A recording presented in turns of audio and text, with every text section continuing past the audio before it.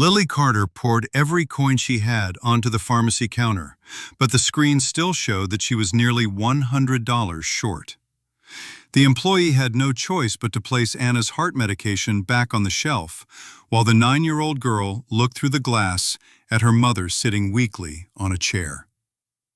Lily swallowed her tears and said, "I will come back before the store closes." Anna tried to stand when her daughter came outside. "They said the medicine is not available yet," Lily lied. Anna looked at the empty bag in her daughter's hand, but did not expose the lie. She simply linked arms with Lily, and they walked back to their old apartment through the first snow of the season. An overdue rent notice was attached to their door. Anna quickly folded the paper, but Lily had already seen the final warning. "I will return to the sewing shop soon," Anna said. "We will be all right." A sudden struggle to breathe forced her to hold on to the wall. Lily ran to bring her water, but Anna continued smiling as though standing upright did not cause her pain. At that moment, a neighbor arrived with her daughter and awkwardly handed Anna a torn coat. "I will pay you when I receive my paycheck." Anna took the coat, examined the seam, and opened her sewing box. "You do not need to pay me. It is too cold for her to go to school with an open tear in her coat." Even though she could not afford her own medication, Anna repaired another child's coat for free. Lily watched her mother's hands move more slowly than usual, and understood that if she waited for the adults to solve everything, they might lose both the medicine and their home. When Anna fell asleep, Lily opened the chest at the foot of the bed. Inside was a carefully wrapped, handmade wedding gown. It was the most precious reminder of her father that Anna still had. Lily ran her fingers across the white fabric, now slightly yellow with age. She knew her mother would never agree to sell it. But in the mind of a frightened child who could not bear to lose another person she loved, her mother's life mattered more than any keepsake. She left a note on the table that read, "I am going to find a way to help you." Then she dragged the garment bag outside. It weighed nearly half as much as Lily and left a long trail through the thin layer of snow covering the sidewalk. At a bridal consignment shop in Beacon Hill, the employee looked at her for only a few seconds. "We do not purchase items from children." "This is my mother's wedding dress. It was made by hand." "Then your mother needs to bring it here with the proper documents." Lily asked the employee to look at it first, but the woman began to suspect that she had stolen the gown. She ordered Lily to leave before security was called. Outside, the cold wind passed through Lily's thin coat. She held the garment bag against her body and asked people walking by, "Would you like to buy a handmade wedding dress?" Most of them avoided her. Some looked at her with suspicion. Others hurried away as though the little girl's hardship might somehow stain their afternoon. Jonathan Whitmore had just left a meeting at a nearby development project. He was about to enter his car when he heard Lily's voice behind him. "Would you buy my mother's wedding dress? I need to get her medicine." Jonathan looked at her snow-soaked shoes and red, freezing fingers. "I can give you the money. You do not need to sell the dress." Lily shook her head. "My mother says we should not accept money unless we give something valuable in return." Her answer made Jonathan stop. Instead of asking an assistant to handle the situation, he lowered himself to her eye level. "Then let me see the dress." They placed the garment bag on a nearby bench. When Jonathan opened the zipper, an old photograph slipped out from between the layers of fabric and landed face down on the snow-covered pavement. He picked it up. In the photograph, Anna was wearing the same wedding gown. The man standing beside her made Jonathan's hand begin to tremble. It was Michael, the son he had not seen in 8 years. Around Michael's wrist was the family watch bearing the letter W. the gift Jonathan had given him on his 21st birthday. No one outside the Whitmore family had ever owned that watch. Jonathan studied Lily more carefully. Her eyes and the way she tilted her head while waiting for an answer were exactly like Michael's when he was a child. "What was your father's name?" "Michael Carter. My father died 2 years ago." Jonathan tightened his grip on the photograph. "Did he ever use another name?" Lily thought for a moment, then nodded. "My father said his real name was Michael Whitmore, but he did not want to use it anymore." Jonathan immediately called his younger brother. "Charles, who is Anna Carter?" There was silence on the other end for several seconds before Charles answered. "Perhaps some fraud has researched Michael's history." "Did you know Michael was ever married or had a child?" That was Charles's chance to tell the truth. Instead, he continued denying everything. "No, Michael died without a wife or children." Lily took the photograph back from Jonathan and held the garment bag tightly. "My mother told me never to look for my father's family. She said they did not want us." Jonathan's voice tightened with emotion. "Lily, if Michael Whitmore was your father, then I am your grandfather." Lily stepped backward. "I do not have a grandfather. My mother said he did not want to meet me." But Jonathan had never received a single letter from Anna. So who had convinced Anna and Lily that he had rejected his own granddaughter? Jonathan did not put Lily into his car or decide where she should go. He knelt beside the garment bag and asked, "Who would you like to call?" Lily immediately called Rosa Martinez, the owner of the bridal shop where her mother worked. When Rosa arrived, she recognized Jonathan at once, but there was no joy of reunion on her face. "Anna has been sending letters for years," Rosa said. "You only noticed your family when a child had to sell a wedding dress on the street." Rosa took Lily to the hospital, where Anna had been brought after a neighbor found her struggling to breathe. Jonathan followed only after Lily agreed. When Anna woke up, she saw the garment bag at the foot of the bed and understood what her daughter had done. She did not scold her. She simply pulled Lily into her arms. "You are only 9 years old. It is not your responsibility to save this entire family." "But I do not want to lose you the way I lost Daddy." Anna closed her eyes and held her daughter more tightly. Jonathan waited in the hallway until she allowed him to enter.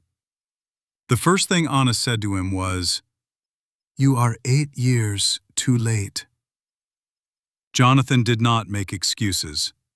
He offered to pay all the hospital bills and medication costs, but Anna looked directly at him. "If that money means you are allowed to enter Lily's life without taking responsibility for the past, I will not accept it." "I did not know she existed." "I wrote to you after the wedding, after Lily was born, and after Michael died. Some letters were returned with notes saying the recipient did not want contact. Others were confirmed as delivered to Whitmore headquarters." Rosa opened the briefcase she had brought with her. Inside were copies of Anna and Michael's marriage certificate, Lily's birth certificate, and receipts for registered letters sent to Jonathan's office. Charles arrived at the hospital less than an hour later. He looked at the documents on the table and said, "Documents can be forged. A photograph and a sad story do not prove that this girl belongs to the Whitmore family."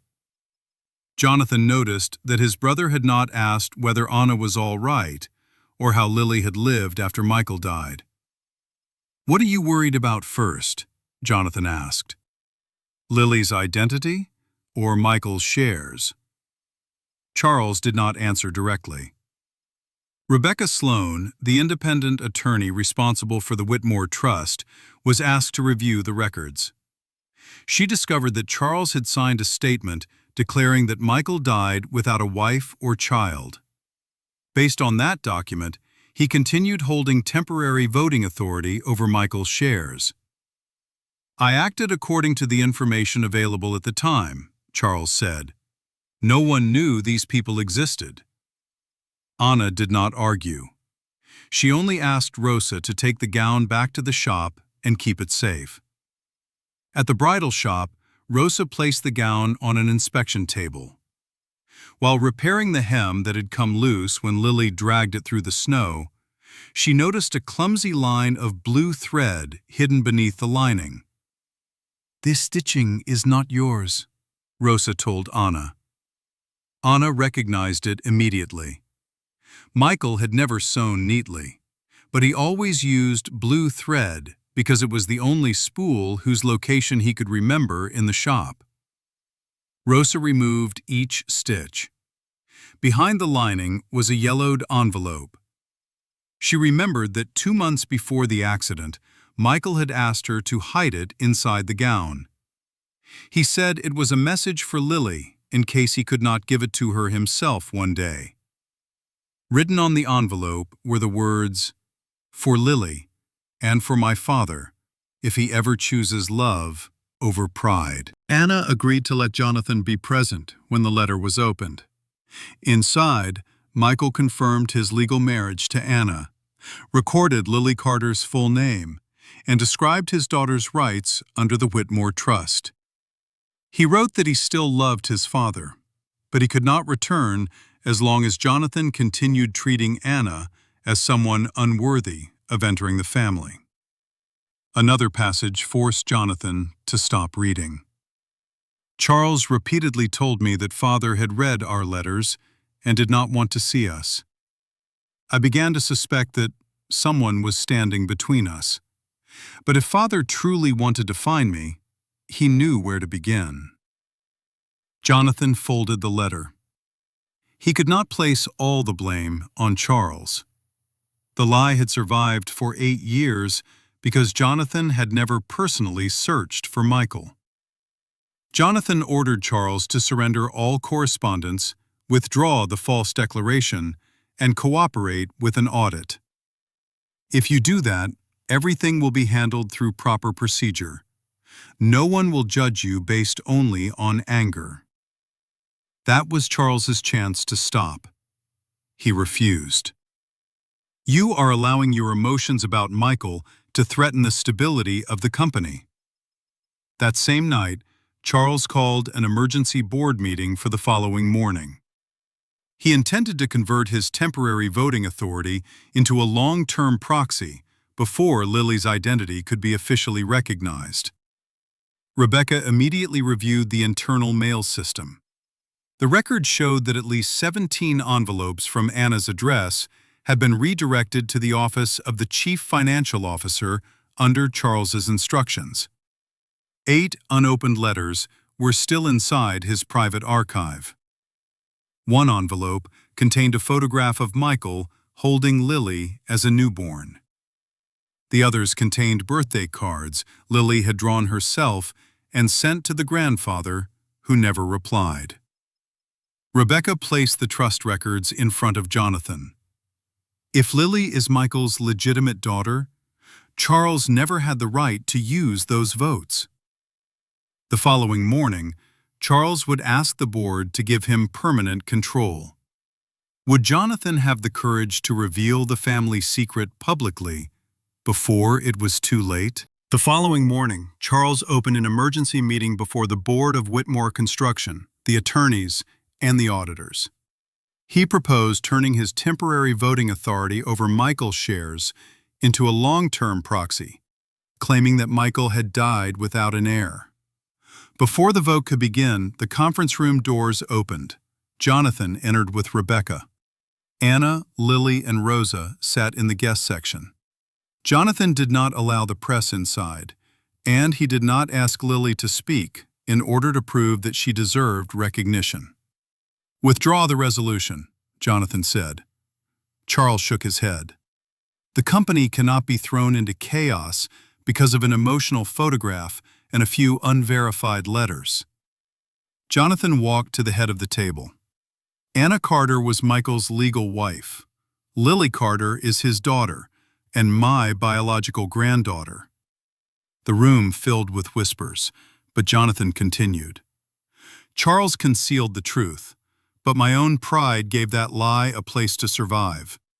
I waited for my son to come back, instead of going to find him myself. Rebecca began presenting the evidence. A certified marriage record confirmed that Anna and Michael were legally married. Lily's birth certificate identified Michael as her father. Rosa provided testimony about the wedding and Michael's request to hide the letter inside the gown's lining. The wedding photograph showed Michael wearing the family watch marked with the letter W. The signature in his letter matched old employment records. Internal mail logs proved that 17 envelopes from Anna had been redirected to the office of the chief financial officer. 8 unopened letters had been found inside Charles's private archive. Finally, Rebecca displayed the terms of the trust.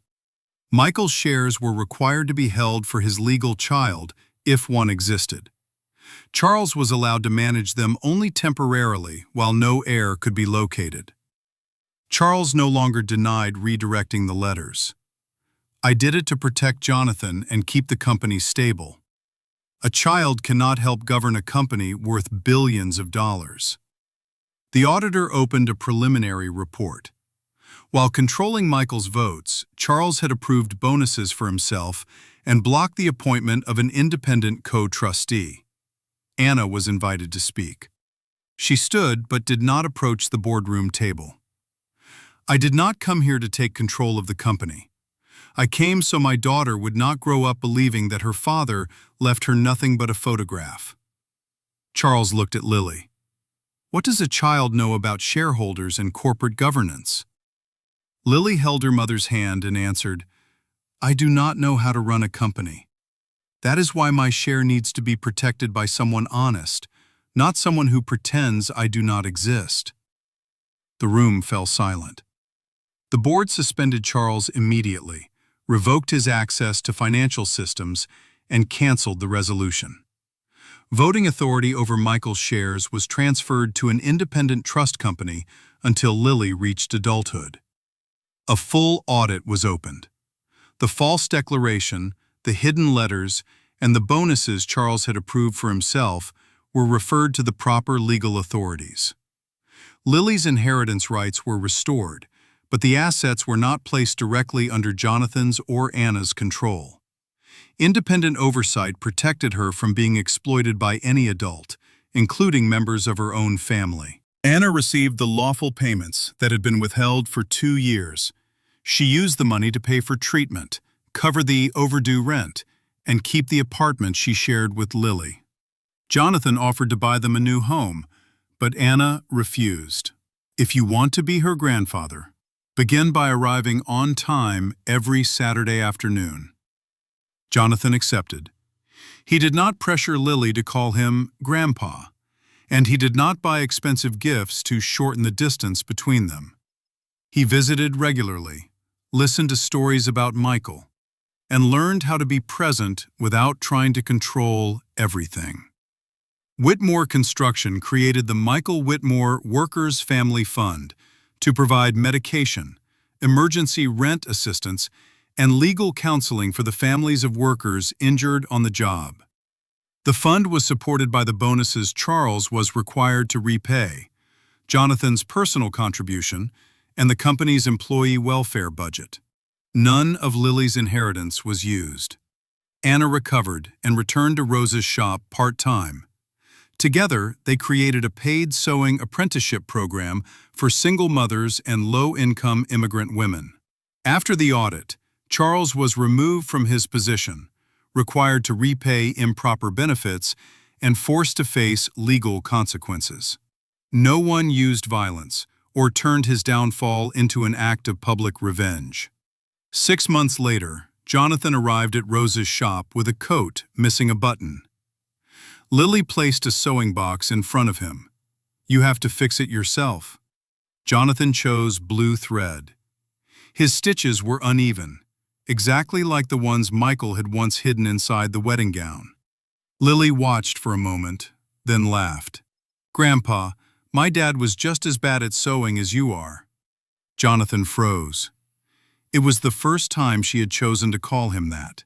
He removed the family watch from its box and gave it to Anna to protect until Lily became an adult. "The last time I used this watch, I treated it as proof that Michael belonged to the family. I should have understood that a family belongs to the people who choose to love one another." The wedding gown was never sold. It was placed inside a glass display case at Rosa's shop. Beneath it were the words, "A family is not measured by what its members inherit, but by the people they no longer choose to leave behind." Money paid for the medicine and saved their home. But only keeping promises and showing up on time slowly turned people connected by blood into a real family. What would you have done in Anna's place? Would you have allowed Jonathan into Lily's life after 8 years of silence? Or do some apologies arrive too late? Share your thoughts and continue following Stewart's stories, stories of love, hope, and justice.